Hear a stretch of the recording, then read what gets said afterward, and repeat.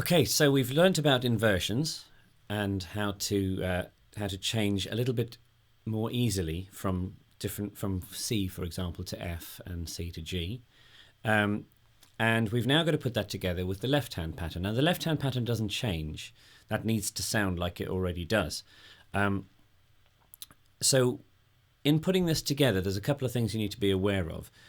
The first of those is that we have a primal instinct, really, to move both hands together, and we have to overcome that when we're playing the piano, because your hands are not going to be doing the same thing all the time. Quite the opposite. So that's the hardest thing to cope with when you're learning this, and so we'll do it slowly first, and eventually you'll build up to be able to doing them at the full speed. So I'll just show you really slowly how this is going to work. You start off as we always have done, so C, 2, 3, 4. Now when you come to this point, your left hand is going to move to here, and your right hand is going to just shift slightly. Your thumb will stay anchored on the C, and your hand will move across, so it's covering the F, A and C like that. C, F and A, if you like. Like that. And then you're going to go back again. So your left hand's going to move a long way, and your right hand's going to still keep anchored on the C. Now, a good way to practice this, before you come to doing the hands together thing, would be to practice it with your right hand with your eyes closed, because you couldn't do that if you were it would be quite random if you were moving around in the triad, in the root positions like this.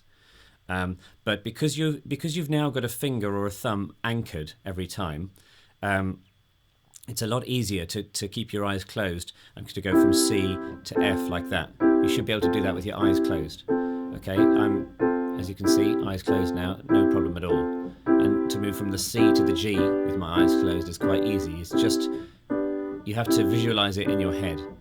Okay, so that will help you, because what it allows you to do is to focus your attention on your left hand, which is going to be doing all the movement. So when you have to do that, that's quite a long way to move without looking, because you might hit the wrong note. It doesn't sound very nice if you move from an F and instead of going to a C you hit a B. That's what it sounds like. It sounds horrible. Okay, so it's important that you know your left hand knows where it is all the time. So this is very, very useful, because you don't have to look at your right hand. Once you can do it with your eyes closed, you've proved that you don't have to do it with your right hand. So let's try this. I'm going to do it along with the backing track. And we will start from the top.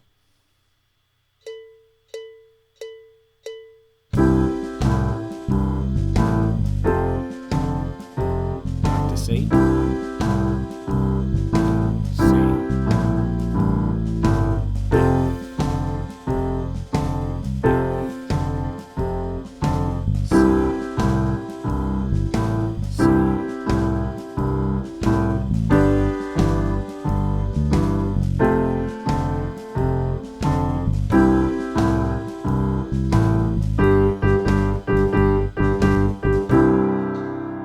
Okay, so it might take you a little bit of time to get to that point, but practice it over and over again until you can. Do it slowly without the backing track first until you get up to speed, and then try and do it along with the backing track or along with me on the video.